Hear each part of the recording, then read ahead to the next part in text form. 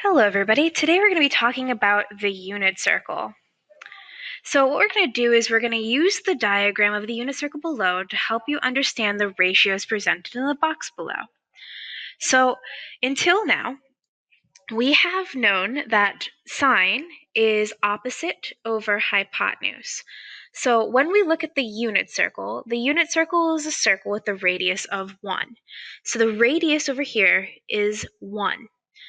So when we look at these definitions, sine of t can be any real number. We're going to let x and y be the point on the circle of the unit circle corresponding to t. So we have t is our angle right here, and we want to find sine of t. So sine of t is going to be opposite, or y, over our hypotenuse, which is 1. So we have y over 1, that's equal to y. So we have sine of t is equal to y. So every time you guys see a sign, I want you to think y. When you guys see y, I want you to think sine. So for cosine, we have adjacent over hypotenuse. And if we look back over here, I erased that. I didn't need to because we still have a radius of 1. It's a unit circle. We have the adjacent side, which is x, over hypotenuse, which is 1. So we have x over 1.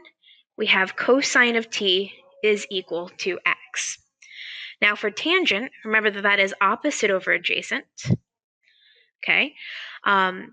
Here, x can't be equal to 0. You're going to see that in just 2 seconds. So we have our t right here. Our opposite side is y, and our adjacent side is x.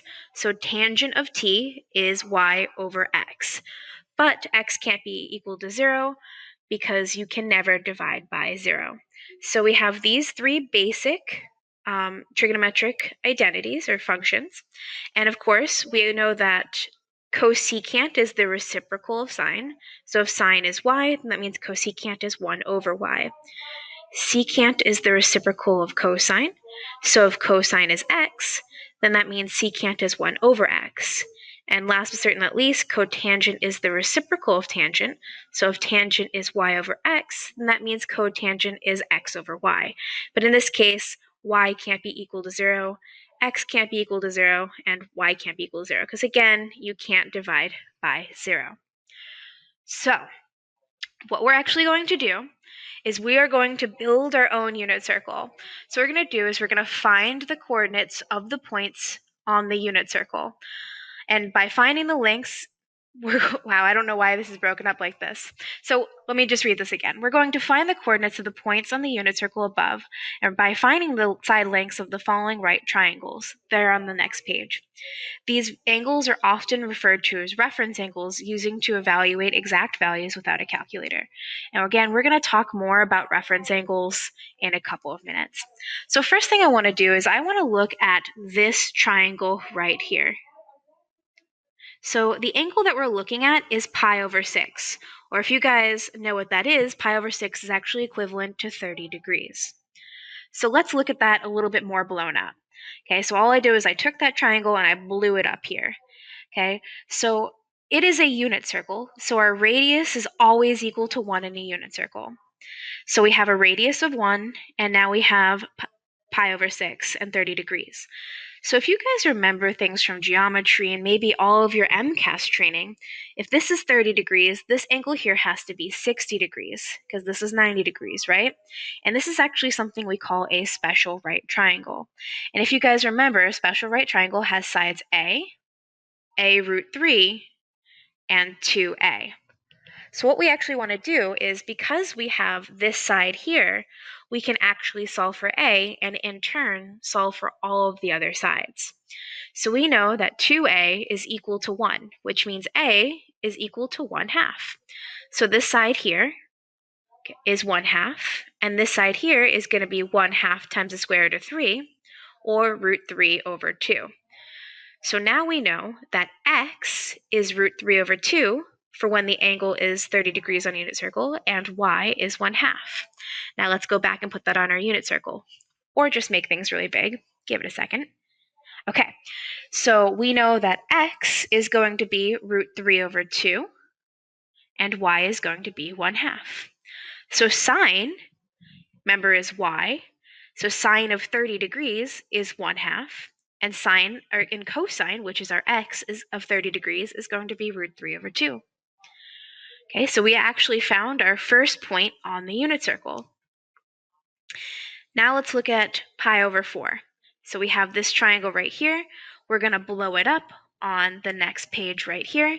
So we have pi/4, or 45 degrees, which makes this 45 degrees as well. So now again, we have another special right triangle. Remember that our radius is always equal to 1. And if you guys remember your special right triangles from algebra, we have a √2. Okay? So here, we know that a √2 is equal to 1. So what we're going to do is we're going to solve for a. So first thing we do is we're going to divide both sides by the square root of 2. So we get a is equal to 1/√2. But you guys know we can't keep it like that. We have to rationalize the denominator by multiplying it by √2/√2, which will give us √2/2. So a is equal to √2/2. And both of these sides are equal to that, which means x and y are both √2/2. Now guys, this is the only time you're going to have to do this. If you forget things on the unit circle, you can obviously break them down into triangles like this again. I just don't want you to think that every time that you're doing the unit circle, you're going to have to go through this math. We're just trying to show you how the unit circle works and how you could find it if you had to by hand. So again, x was √2/2 and y was √2/2 for this triangle. Now for our last triangle, we have this one right here.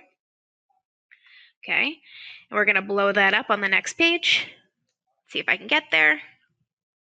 Whew, luck. Okay, so we have, went too far.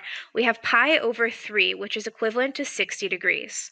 And if you guys remember, if it's 60 degrees here, it has to be 30 here.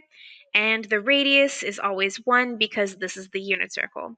We've already done a triangle like this before, and this side right here would be a, this side would be a√3, and this side right here would be 2a. So we know that 2a is equal to 1, which means a has to be equal to 1/2. So this side right here is equal to 1/2, and this side right here is going to be equal to √3/2. So here x is equal to 1/2 and y is equal to √3/2.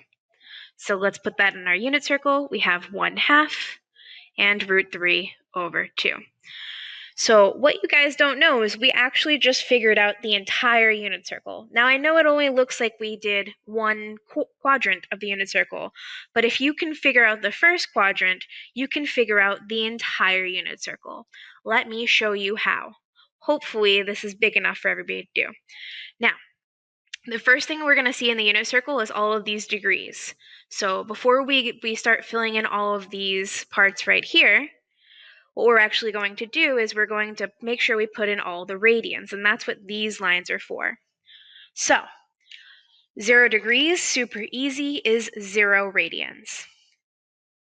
30 degrees is pi/6 radians. 45 degrees is pi/4 radians. 60 degrees is pi/3 radians. Now you might be asking yourself, where did she get all these numbers from? Well, you could easily convert back and forth between radians and degrees. You guys have done a couple assignments on it so far. You've even been quizzed on it. These guys are really important ones to remember, almost to know cold for ease in the future.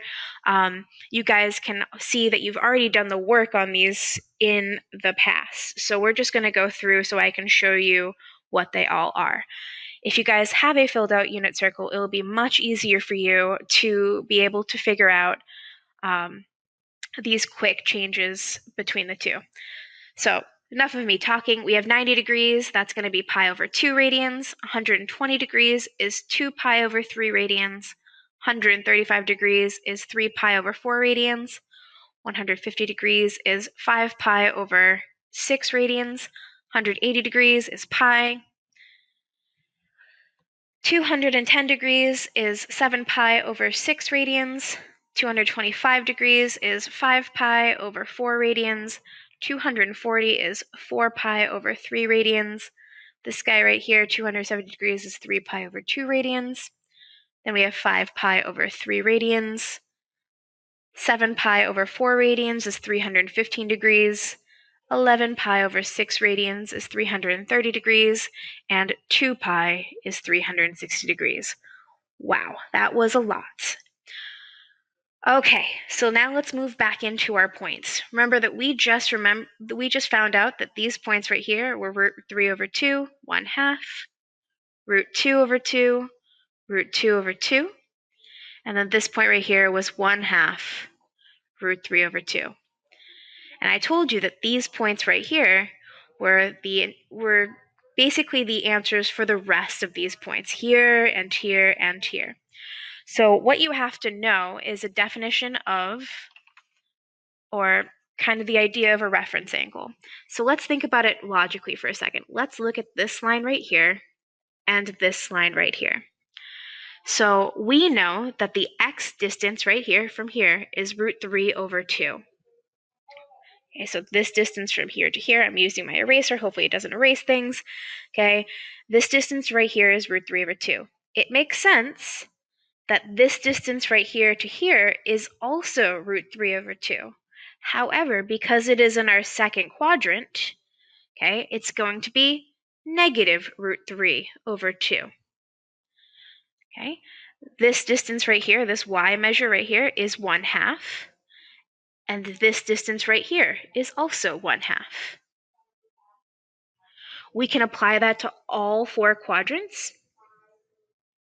Okay, again, if this distance right here to here is root 3 over 2, then that's the same distance down here. So we have positive root 3 over 2.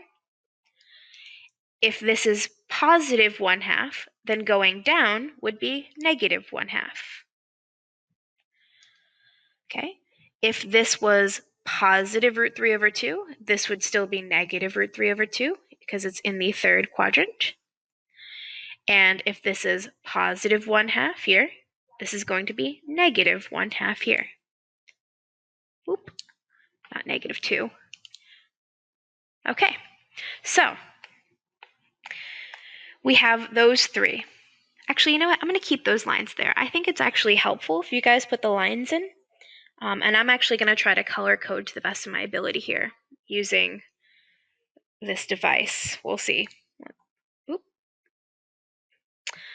So clearly that didn't work. Let's go back. Okay, here we go. Okay, you guys can color code. I'm struggling on that, so, oh no. Okay, so back to where we were. Let's forget about that. So if this is root 2 over root 2, okay, this distance is root 2 over 2, this distance is root 2 over 2, this is in the second quadrant, so this is going to be negative root 2 over 2. This is going to be positive root 2 over 2. Okay, because the x's are positive here, x's are negative, and the y's are positive in this quadrant. Here, the x's and y's are positive. In this quadrant, the x's are negative and the y's are negative. And here, the x's are positive and the y's are negative. And remember, this is quadrant 1, quadrant 2, quadrant 3. Uh-oh. I should learn not to go down that corner. And this is quadrant 4. So that means we're going to go around the circle. And now we're going to know that this is going to be negative root 2 over 2, negative root 2 over 2, just a 2. And because x is positive and y is negative, this is going to be root 2 over 2, negative root 2 over 2. And the last one we have is this angle right here. If this is positive 1/2 root 3 over 2, this is going to be negative 1/2 root 3 over 2. This is going to be negative 1/2 negative root 3 over 2. And this will be positive 1/2 negative root 3 over 2. Now, those are terrible lines. I'm going to erase those so you guys can get a nice clear picture of what this looks like. I do want to point out one more thing, because you now have sine and cosine values for every point in this whole graph. Sine of 60 degrees is the y value here. Sine of 60 degrees is root 3 over 2. Okay, pick another thing over here. Let's say sine of, or cosine of 210. let's even put radians there. Say cosine of 7 pi over 6. So you find your angle first, and cosine is the x value. So that's actually going to be negative root 3 over 2. But you notice that there are extra lines all the way around? Well, just to make it easier for you guys, what I want to do is I not only want to put sines and cosines on this graph, but I also want to put tangents. So those are what those lines are for right there. So let's do that. Let's find those tangents. Okay, so remember that tangent of any angle is going to be equal to x over y. I'm sorry, y over x. Had a mental break there. Okay, so if we wanted to find tangent of 30, we need to take the y value, which is 1/2, and we're going to divide that by our x value, which is root 3 over 2. Now, I don't know if you guys knew this, but there's a really cool trick with fractions when there's the same denominator, the numerator and the denominator. These will actually cancel out when you change flip them. So that's actually going to be equal to 1 over the square root of 3, which when you rationalize is going to be root 3 over 3. So tangent of 30 is root 3 over 3. Let's look at tangent of 45. Okay, again, we know that that is going to be y over x. So that is going to be root 2 over 2 divided by root 2 over 2. Now, these are both the same number, so tangent of 45 is just 1. Okay, I'm actually going to erase this so I can show you guys tangent of 60 real quick.